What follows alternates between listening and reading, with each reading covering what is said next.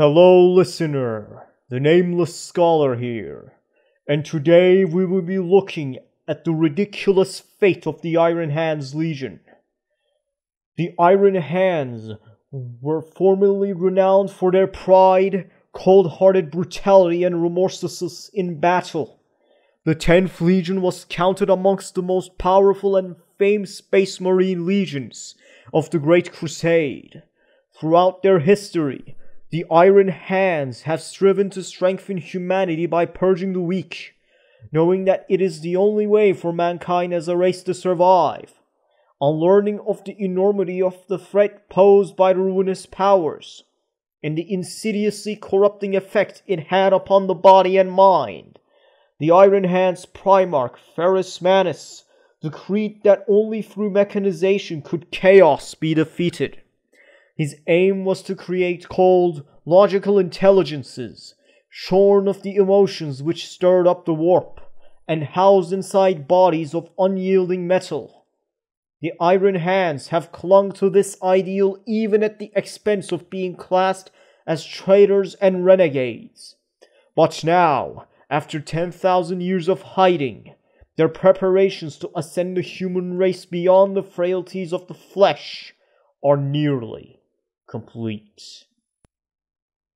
Knowing that only the greatest warriors would be equal to the task of commanding his legions in the Great Crusade, the Emperor used all of his skill to create 20 Primarchs, beings of unparalleled potency.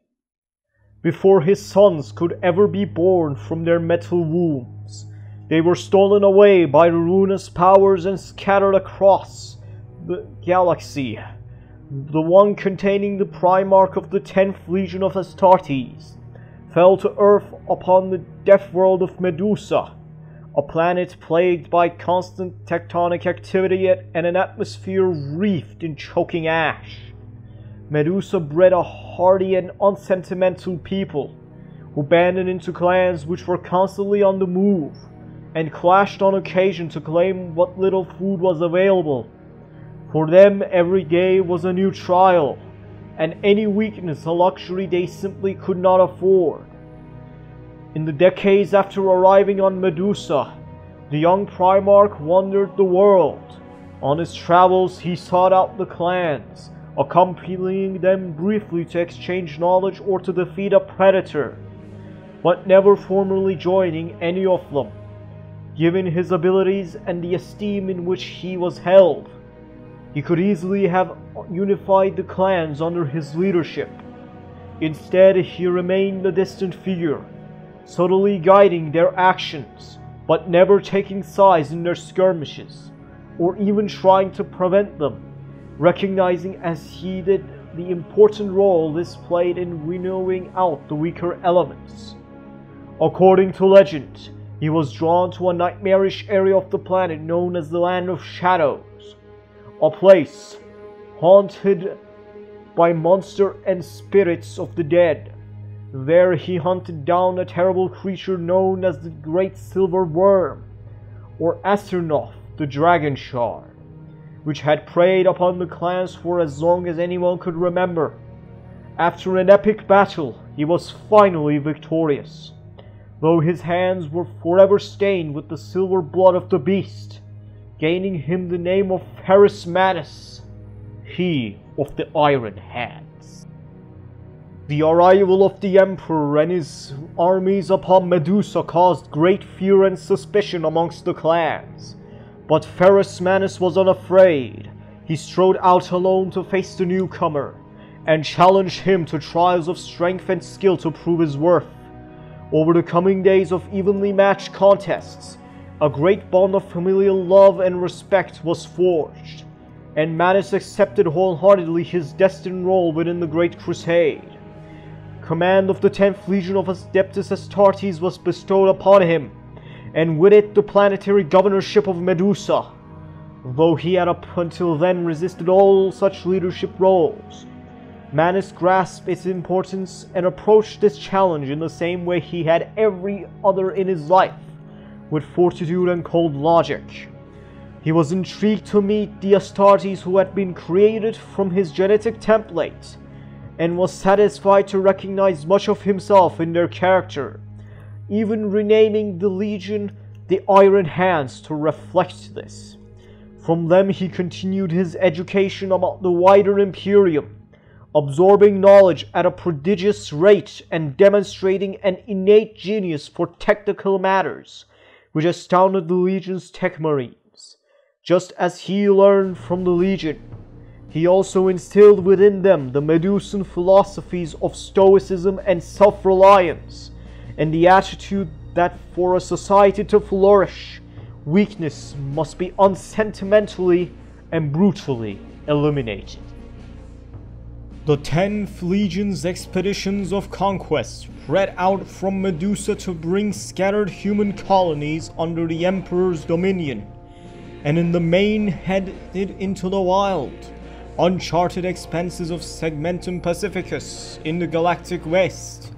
For the Iron Hands, especially those born and raised on Medusa, they found that very few planets could match their ethos of self-reliance. Their approach to these worlds was straightforwardly single-minded. Any resistance was met with merciless and overwhelming force.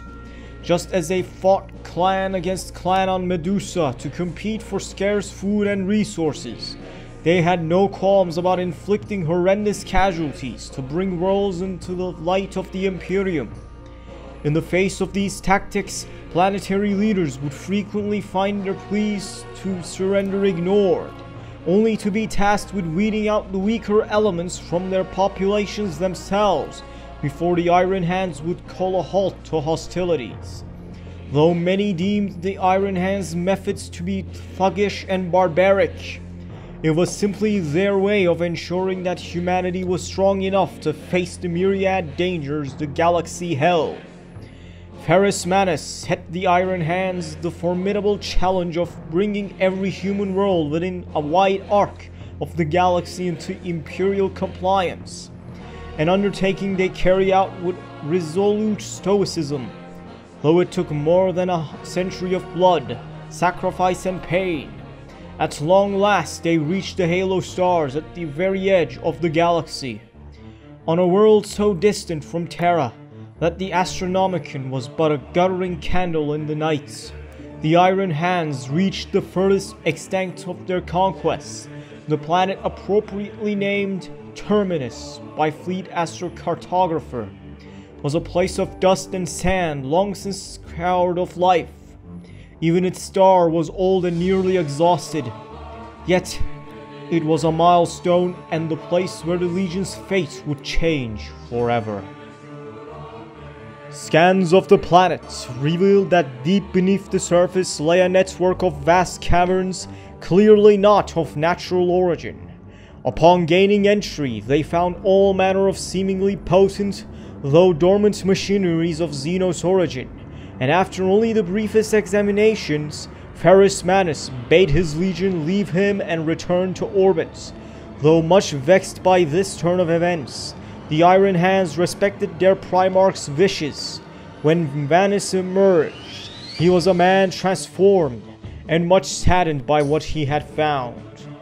Ferrus Manus explained that he had been able to decipher some of the databanks, which told the history of an advanced race from a time before life on Terra had even emerged from the oceans. Their empire had spanned the galaxy and their power seemed unassailable, little realizing the malevolent threat of chaos that lived at the heart of the warp. The Empyrean, they eventually came to learn, was populated not just by the mindless warp predators which attacked unprotected ships, but by entities of godlike power and unspeakable evil. They had first welcomed the rise of psychic powers amongst their race, realizing too late that their use weakened the walls protecting reality from this universe of horror, allowing madness and demonic possession to run rife. This caused a tide of suspicion, bloodshed and hysteria to sweep the galaxy, which only acted to strengthen the creatures which lived in that shadow realm, as such powerful emotions were a feast for them. Even their most powerful warriors were not immune to corruption or possession, and they turned their weapons upon any who would not follow them into damnation. As the war raged, the ancients tried to use their advanced technology to create wholly synthetic bodies for themselves that would be immune to the temptations of the flesh and the warping powers of chaos. In scores of hidden bases across the galaxy, of which the caverns of Terminus were but one, they raced desperately to free themselves from the trap of flesh before their entire race was extinguished. They failed. The countless millions of silent metal shells which they found in the depths of the catacombs below were to have been hosts to the race, but instead stood silent and dead as statues. The words of their Primarch moved the assembled Iron Hands deeply, not because it voiced for them feeling they had been unable to properly express since the earliest days of the Great Crusade. Despite their pragmatic and rational nature, the Legion had seen much which could not be explained, and this gave reason to the irrational.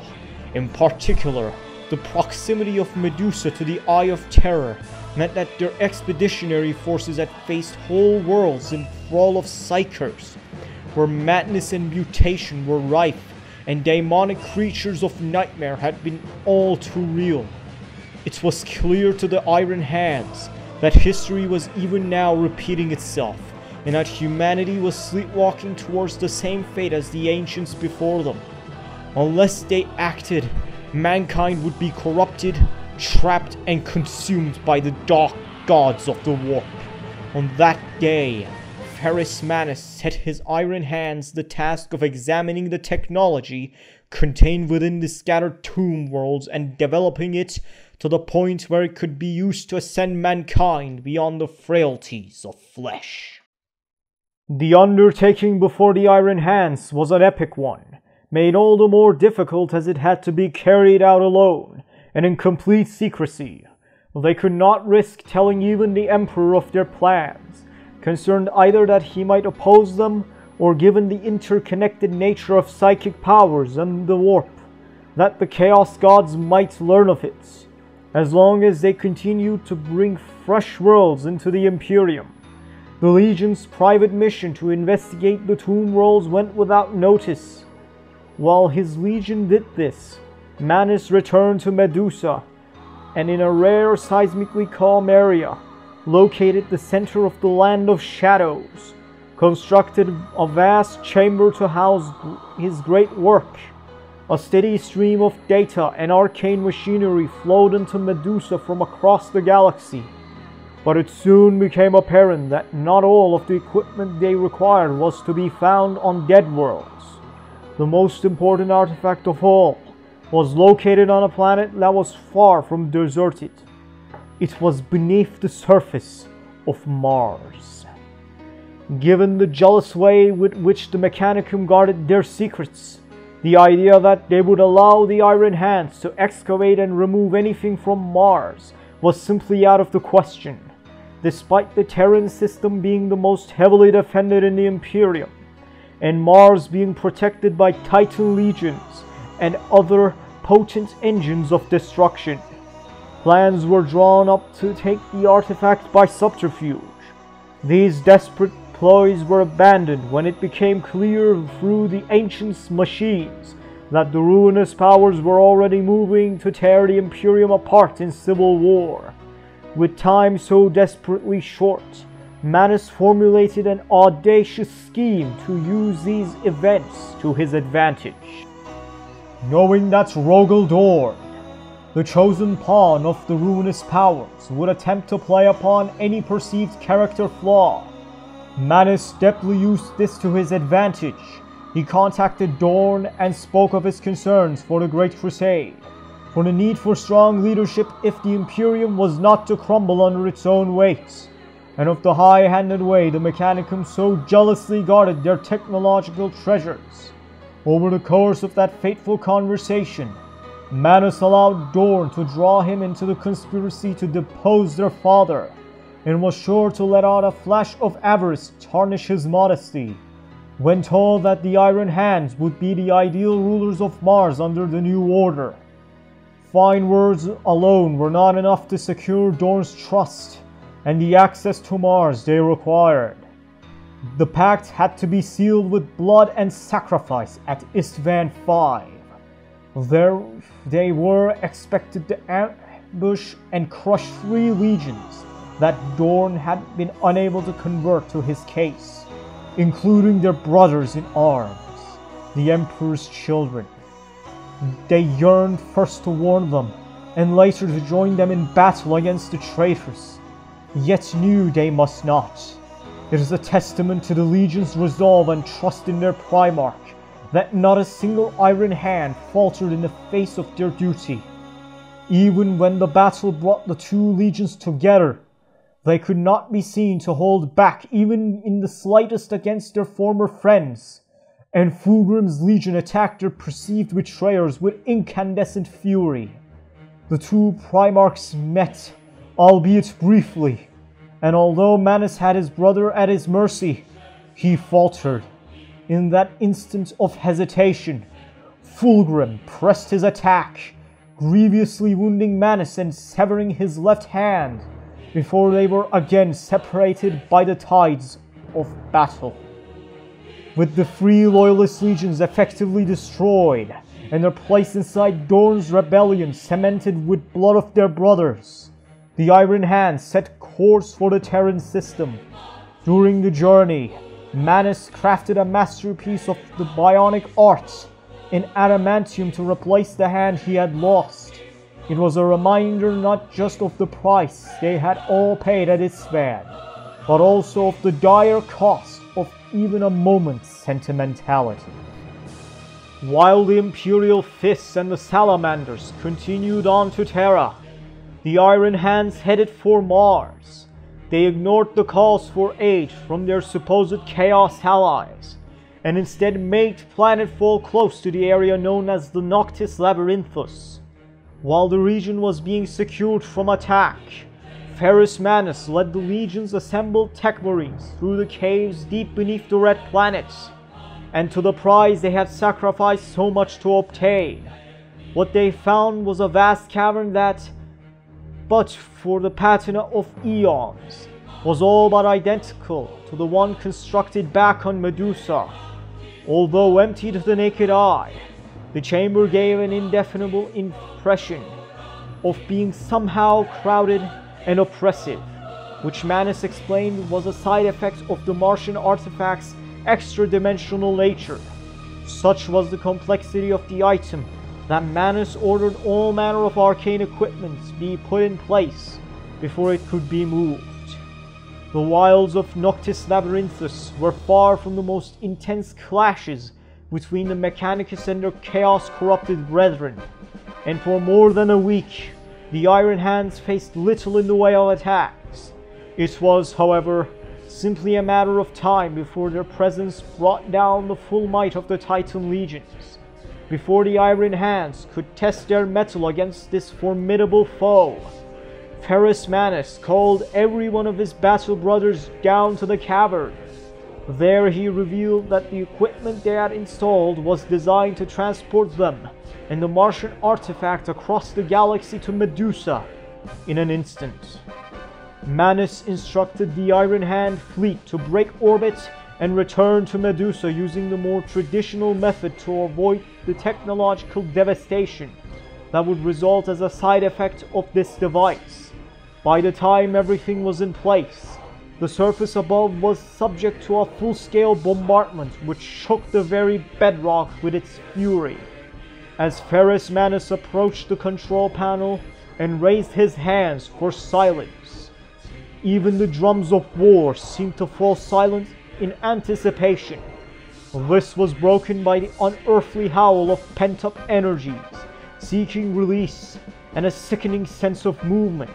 They had returned to Medusa, but before the Legion could celebrate their success, it became clear that something had gone terribly wrong. Through some unforeseen mishap, the translation process from Mars to Medusa had prematurely triggered the artifacts, with dire consequences for the assembled Iron Hands. The machine had been intended to free humanity from its reliance on flesh and bone, and transfer consciousness seamlessly into constructs of unyielding metal. But without the necessary equipment in place, it proceeded to drain the life from all those around it.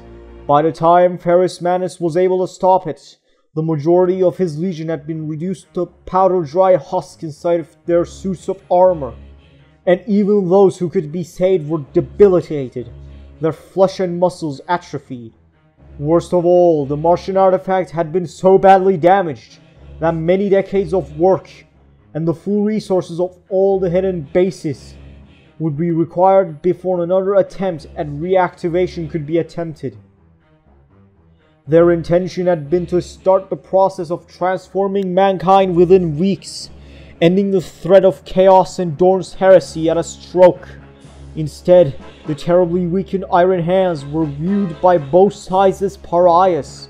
The Imperium classed them as traitors for their actions at Isfahan, and the Chaos Legions cursed them for ignoring their calls for aid during the Siege of Terra. As much as it revolted them, they needed to hide.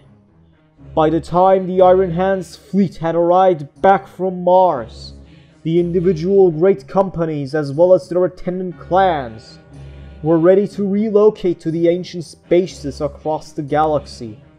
What they found on arrival was that the tomb complexes had also been destroyed by the same cataclysm which had afflicted them on Medusa, at precisely the time the Martian artifact had been triggered. The machineries had activated and built a catastrophic overlord.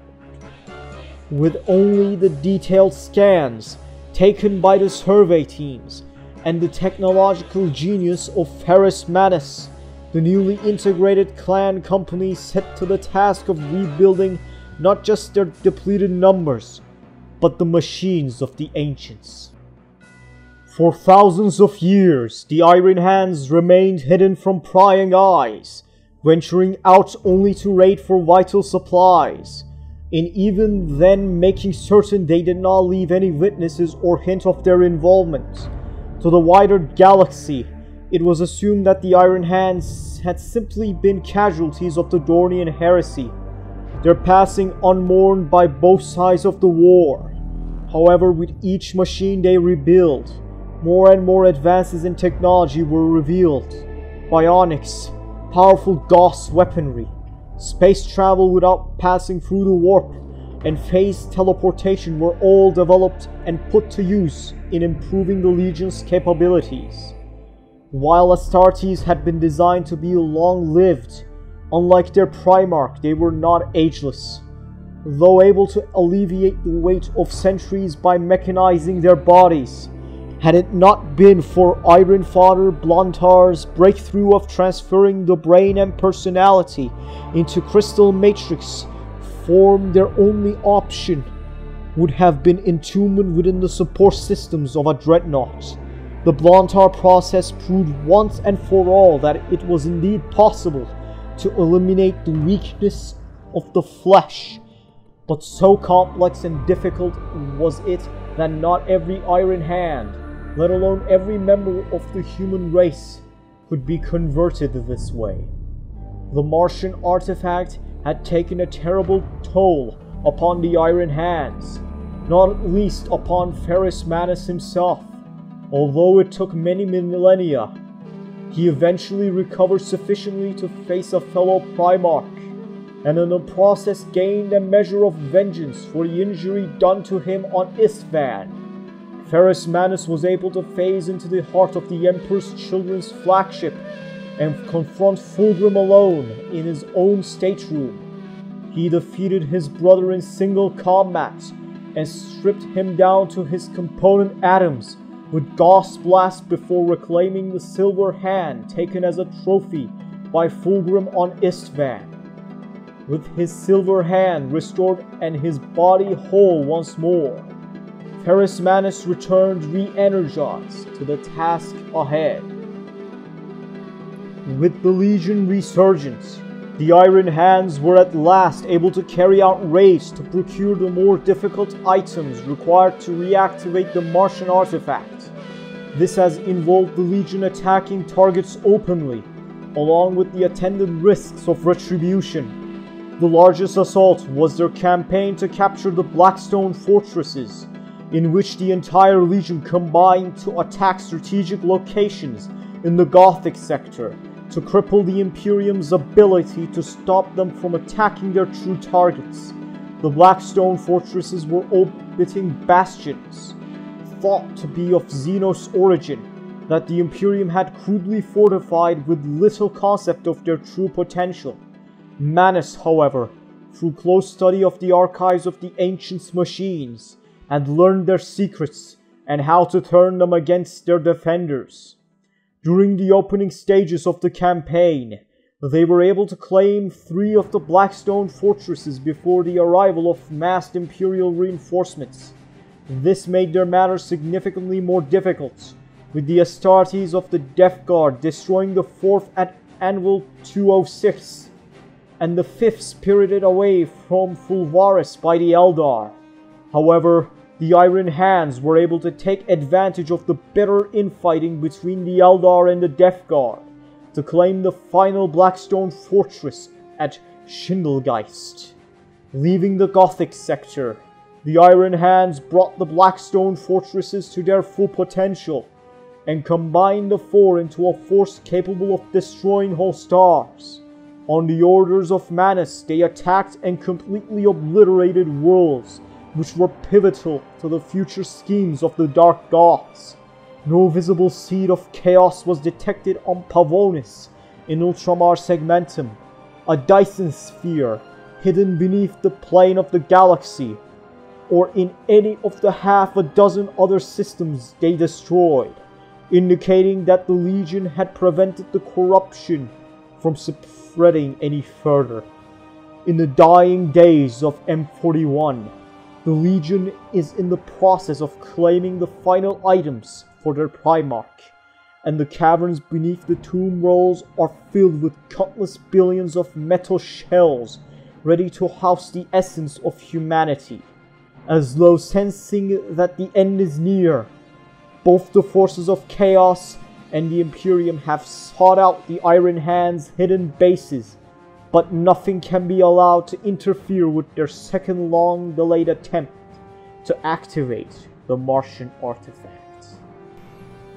After their evacuation from Medusa, the clan companies scattered to the forgotten corners of the galaxy. There, hidden from prying eyes, they quietly and patiently rebuilt their bodies and worked to bring about their Primarch's master plan. These new homeworlds were little more than lifeless lumps of rock, having been scoured of life eons before in the war between the Ancients and the ruinous powers. Such barren worlds would have been the death of most settlers, but to the stoic former inhabitants of Medusa, this was seen as simply another challenge. While the Imperium degenerated in confusion and weakness, they lived underground among the ruins, raiding to get what they needed to painstakingly piece the vast machines back together. With the culmination of Manus' great plan almost at hand, the Iron Hands have had to become ever bolder in their attacks to claim the final vital items needed to activate the Martian artifact. This has meant that their enemies, in particular the Eldar, the Thousand Sons, and Sigismund's Black Legion, search all the more intensively for the location of the Iron Hands, though their bases are buried far beneath the surface of otherwise dead worlds, and are shielded from even the most determined of scans. It is surely a matter of time before the hidden weaponry which protects the worlds of the Iron Hands are used in earnest. In the aftermath of the Medusan cataclysm, the clan companies were desperately few in number, but over the millennia they have steadily rebuilt their ranks so that each now contains many thousands of warriors. Each Iron Hand clan company is resolutely independent, isolated beneath the surface of their own world, not just from humanity, but from the rest of the Legion. Their insular nature is such that forces from different clan companies rarely fight alongside one another, except upon the orders of Pharismanus himself. The Primarch still resolutely commands the scattered legion, and in recent centuries the silver which had before coated his hands has spread to cover his entire body. He moves between the clan companies in a heavily converted battle barge, which contains at its heart the cavern that houses the Martian artifacts. With every visit to a clan company, Manus consults with their leaders, directs their research, collects fresh components, and designates new targets for raids. The clan companies themselves are led by Marines so ancient that most are veterans of the Great Crusade. With such great age comes immense experience and wisdom, which has been rewarded with complete mechanization. So bulky and valuable is the Blantar equipment that fully mechanized Marines must enter battle housed inside one of the Legion's suits of Terminator armor. Such is the veneration of these ancients that their presence is used to inspire and lead squads of their younger power-armored brethren on particularly critical missions. While the commanders direct the clan companies in the ways of war, it is the Iron Fathers who lead the research into rebuilding the machineries of the ancients and applying their secrets to strengthen the Legion. Because of this, Iron Fathers hold extremely influential positions, not just within their clan companies, but amongst the wider Legion, and are able to move unimpeded between the Iron Hand worlds in pursuit of the next technological breakthrough. Always a technologically adept Legion, the Iron Hands have used the Xenos artifacts and secrets of the Dead Worlds unlocked by Pharismanus to give them access to weapons and abilities far exceeding those of the Imperium. Their phasing technology allows the Iron Hands to appear seemingly from nowhere, catching their opponents unaware. It is also used to instantaneously redeploy forces across the battlefield without the need for transport vehicles, pressing any advantage and allowing them to vanish again like wraiths should the tide of battle turn against them. The Iron Hands have also applied their technological prowess to their weaponry, producing warblades capable of shearing through not just the toughest of armor, but of overloading power fields with ease. The Legion has also forsaken their former arsenal of ranged weaponry for those based on the principle of Gauss flux projection. This engulfs the target in a coruscating beam of energy, which rapidly strips it away layer by layer, be it the flesh of a living being or the adamantium armor of a battle tank. Every type of Iron Hand weapon uses this principle, from basic sidearm to the heavy weapons carried by Devastator squads, with even more powerful examples found mounted upon vehicles such as the Predator and Land Raider.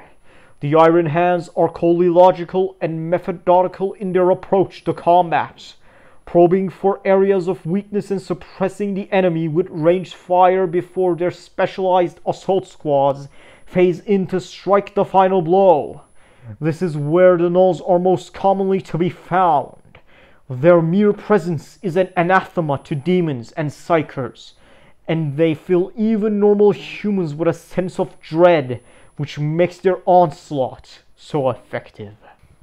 The Iron Hands recruit almost exclusively from amongst the attendant clans of the Medusan diaspora, both due to the need for secrecy and because of the natural superiority of such a hardy breed.